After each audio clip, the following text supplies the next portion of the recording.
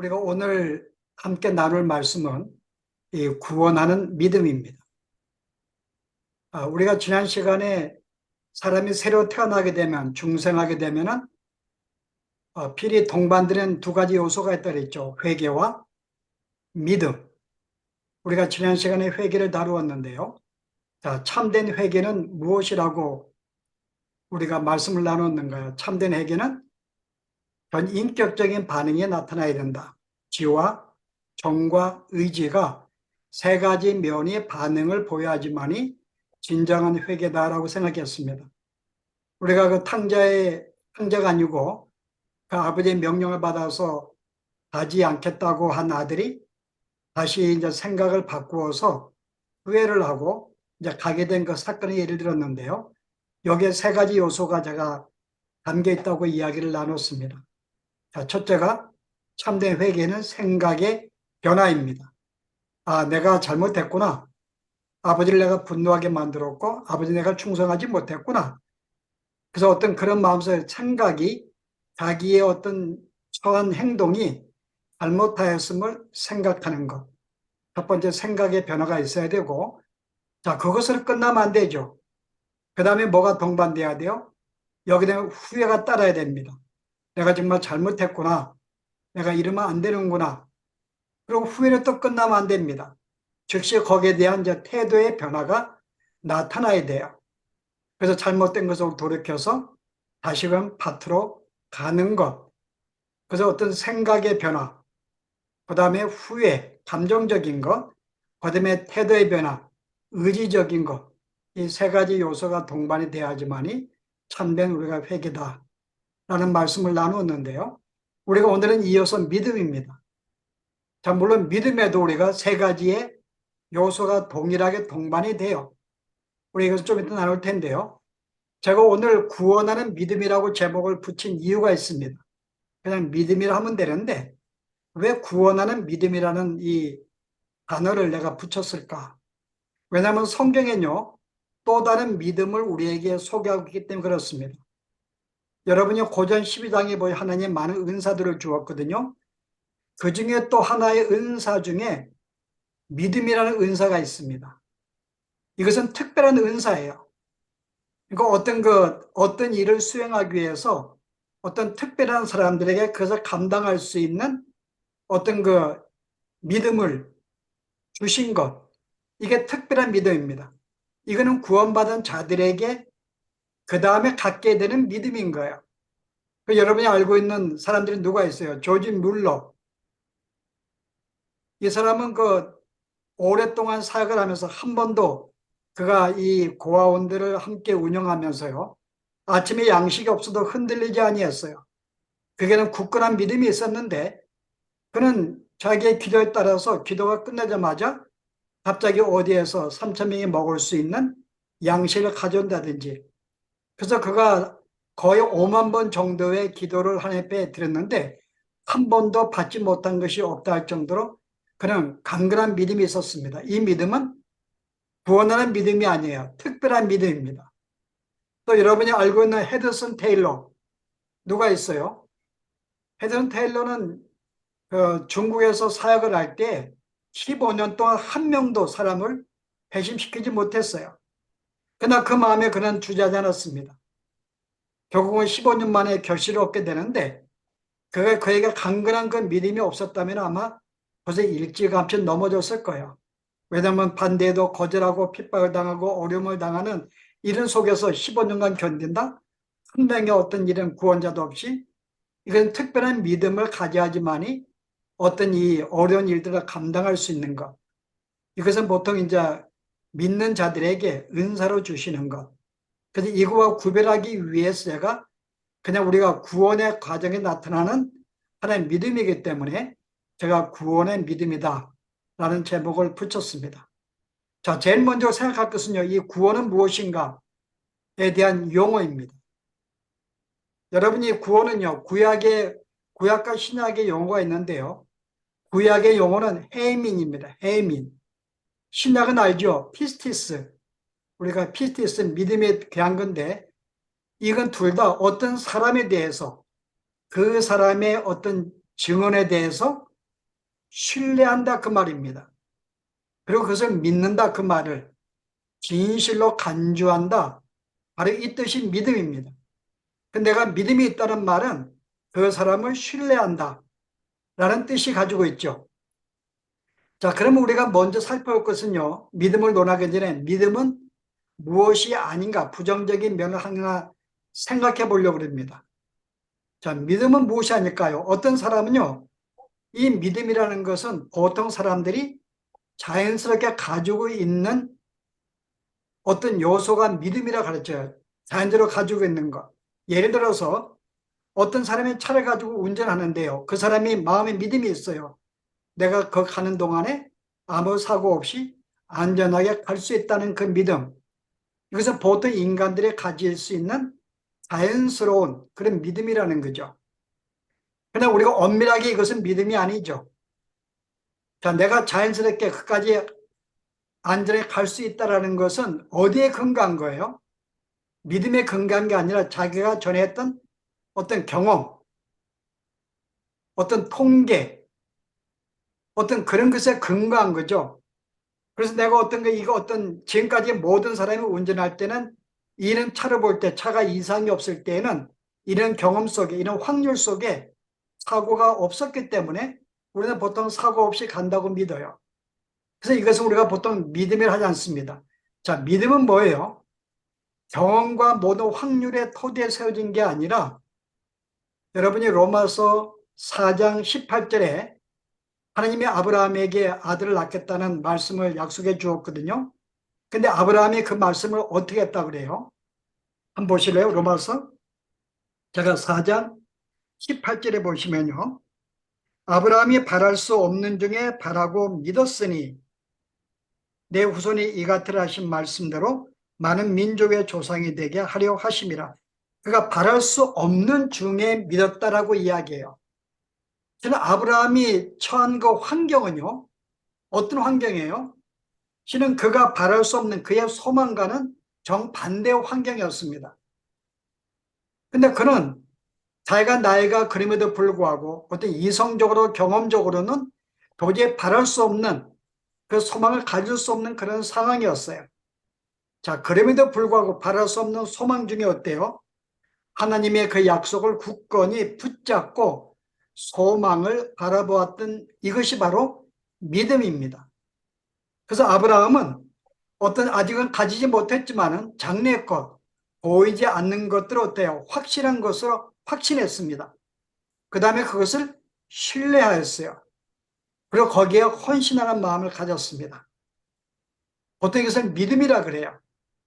그래서 우리가 이런 아브라함의 믿음을 근거로 해서 여기도 똑같이 세 가지의 요소를 찾을 수가 있어요.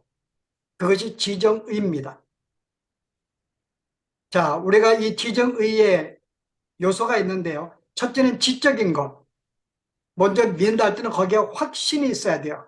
이 말씀에 대한 확신.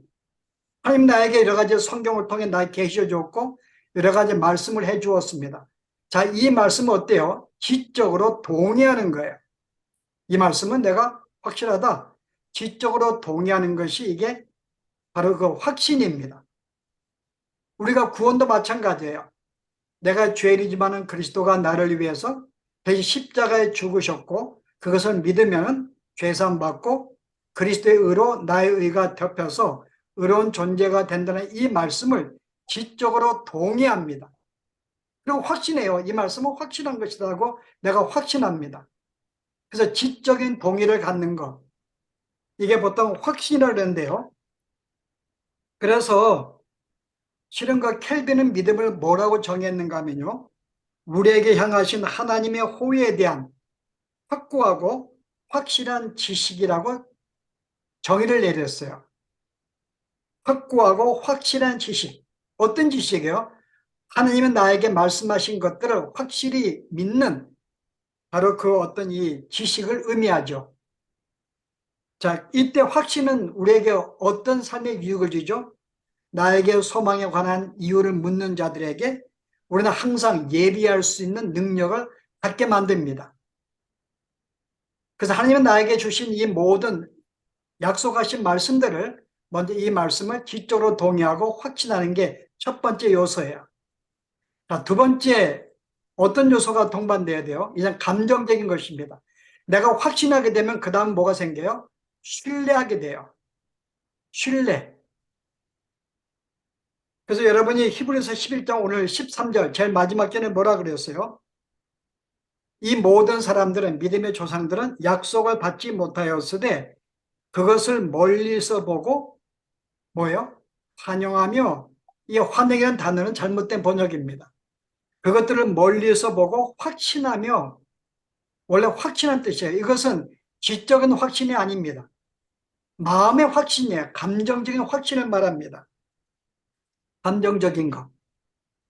그래서 이러한 확신을 갖게 되면 감정적으로 어떤 반응이 나타나요? 우리 영혼 내부 속에 평안을 누리게 되고 하나님께 의지하게 되고 감사가 넘치게 되고 기쁨이 넘치는 감정적인 반응이 나타나게 되어 있어요.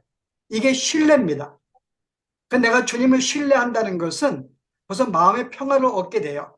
그리고 그분을 의지하게 되고 그분으로 감사하게 되고 어떤 그런 마음들, 기뻐하는 그런 마음을 갖게 되죠. 만약에 이런 마음이 없다면 지적으로 내가 갖고 내가 동의해. 주님이 십자가에 죽으셨네. 거기에 대해서 감동이 없거나 어떤 감사가 없거나 내 마음속에 어떤 느낌이 없으면 이것은 진짜 참된 믿음이 아닙니다. 내가 그 말씀을 확신하면 거기에 걸맞는 감정의 반응이 나오게 돼 있어요. 자, 이런 점에서 확신은요, 우리가 이렇게 좀 수동적이고 우리가 받아들이는 수용적인 측면이 있다면 이 믿음은요, 이 신뢰는 뭐예요? 능동적이고 이행적인 측면이 있습니다. 저 확신의 객관적인 믿음이라면 신뢰는요, 주관적인 믿음이죠. 객관적인 것은 내가 하나님이 이러한 분이다 성경 가지고 확실히 믿지만은 그 다음에 이 신뢰는 주관적인 믿음은 내 마음의 여러 가지 경험 속에서 믿게 되는 믿음이죠. 이런 경험을 갖게 돼요. 자, 그리고 이제 마지막 세 번째는 의지적인 면입니다. 주님 앞에 헌신하게 돼요. 참된 믿음을 갖고 신뢰하게 되면은 거기에 걸맞는 행동이 반응이 나게 되어 있습니다. 자, 오늘 봉독한 내용이 뭐라 그래요? 오늘 저들이 마지막 13절에 뭐라고 이야기했어요? 약속을 받지 못하였을 때 그것들을 멀리서 보고 확신하며 또 땅에서는 외국인과 나그네임을 증거하였다. 단순히 확신으로 끝나지 아니하고 감정적으로 그렇게 기뻐하지 아니하고 그것을 행동으로 옮긴 걸 알 수가 있어요. 실제 그들은 삶 속에서 그렇게 될 것을 믿고 우리에게 천국에 있는 것을 믿고 마음으로 기뻐하면서 그러한 삶을 살았다는 거죠. 이게 바로 헌신의 마음입니다. 그래서 이 헌신은요, 우리의 믿음의 요소 중에 가장 정수예요. 만약에 우리가 진짜 내가 믿는다 하면서 지식으로만 동의하고 어떤 마음의 감정이 없다든지 마음의 감정의 기쁨도 있다 할지라도 실제 마음속에 행동적으로 헌신하고 순종하는 삶이 없다면 이것도 참된 믿음이 될 수가 없지요.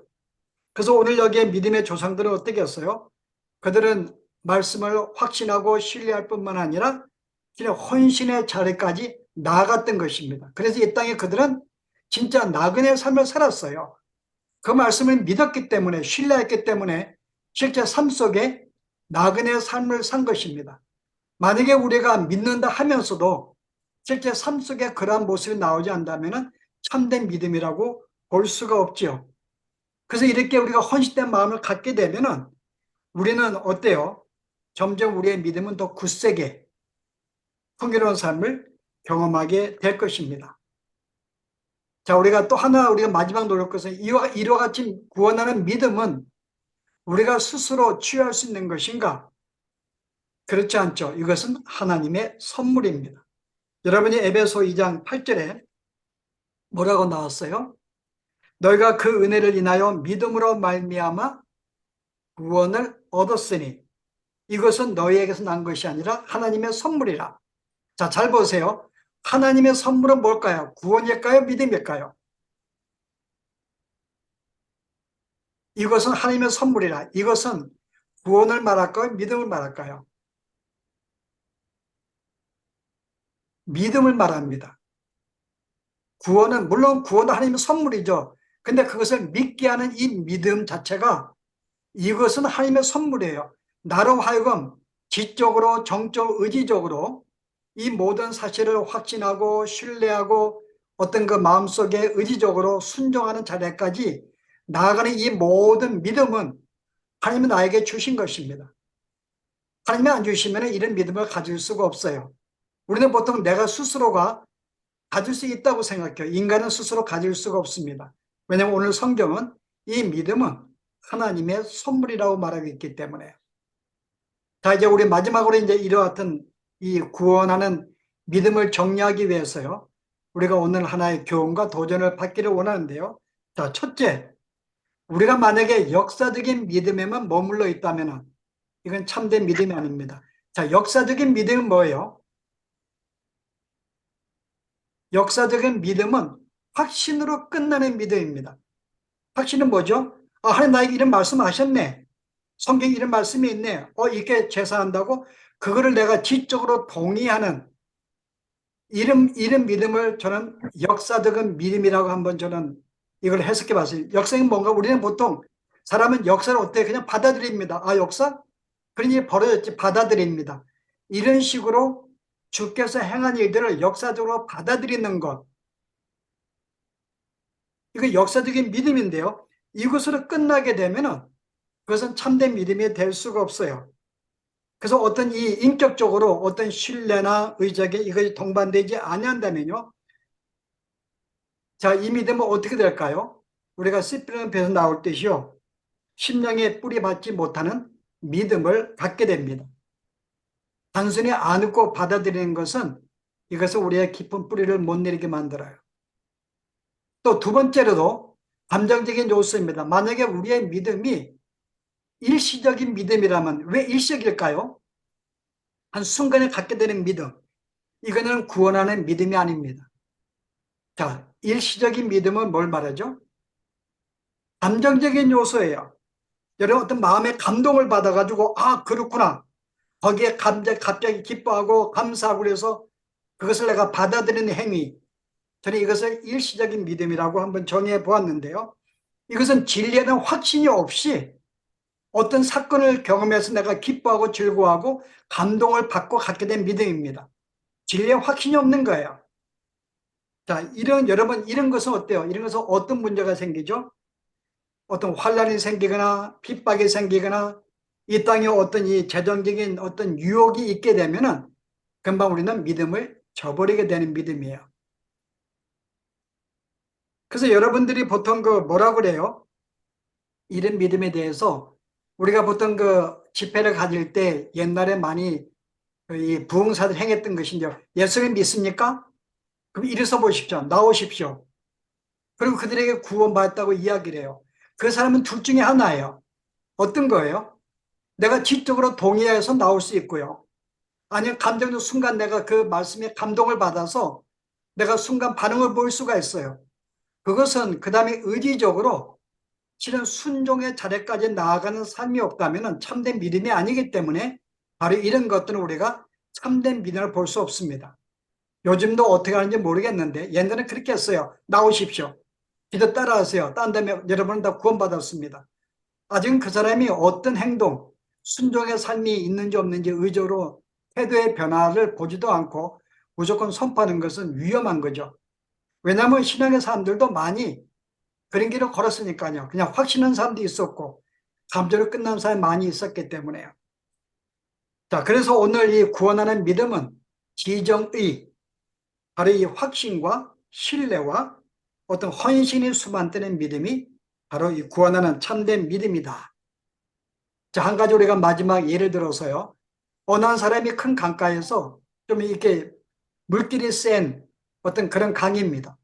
거기에 큰 이렇게 넓고 두꺼운 나무 뼈를 띄워가지고 항상 왕래하는 사람이 있었어요. 그 이 사람이 어떤 그 어린아이에게 야, 내가 저까지 갔던 것도 믿냐 했더니 얘가 믿어요. 그래요. 굉장히 수영도 치고 거친 이렇게 강물줄기였는데 그때 이 사람이 야, 네가 나를 이렇게 확신하고 신뢰한다면은 어때요? 입에 올라타름 우리 같이 건너자 그럴 때 이 아이가 아 싫어요 그런 답변하면요, 이거는 그 마음속에 확신이 있어 그 사람이 건너간다는 거. 그러나 그 사람을 아직은 신뢰하지 못하는 거고 거기에 대해서 우리가 순종한 태도가 없는 거죠. 바로 이것이 우리가 위험한 것인데, 그래서 우리가 이 참된 믿음은 어떤 지적인 동의뿐만 아니라 신뢰와 헌신이 수반되어야 한다. 단순히 확신주의가 아니라는 거죠. 확신주의. 여러분, 확신주의는 마음에 어떤 이 마음이나 의지가 포함되지 않기 때문에요, 대단히 위험한 믿음입니다. 확신주의. 그 입장에 머물러만 있게 되면 위험하죠. 왜냐하면 이것은 진리를 신뢰하거나 헌신하는 과정이 아니기 때문에. 자, 그래서 오늘은 이 어떤 이 확신하는 믿음 외에 신뢰하는 마음과 그 다음에 어떤 이 순종하는 마음이었다면 그것은 한마디로 죽은 믿음이라고 할 수 있다. 그래서 야고보서는 뭐라, 내가 행함이 없는 믿음은 죽은 믿음이라고 우리에게 말하고 있는데요. 그래서 이 아브라함은 자기가 갈 바를 알지 못했지만 어떻게 했는가요? 오늘 봉독한 내용에 자신의 고향을 떠났어요. 알지 못했지만 그 마음에 확신하고 신뢰하고 행동으로 옮긴 이 믿음을 소유했기 때문에 오늘 우리들은 아브라함을 믿음의 조상이라고 우리에게 가르쳐 줍니다. 그래서 오늘 이와 같은 우리가 구원하는 믿음을 내가 더 많이 소원은 내가 이렇게 계속 갖게 되면 어떤 일이 벌어져요? 성령의 열매를 반드시 맺게 되는 이런 우리가 결과도 가져오게 된다는 것.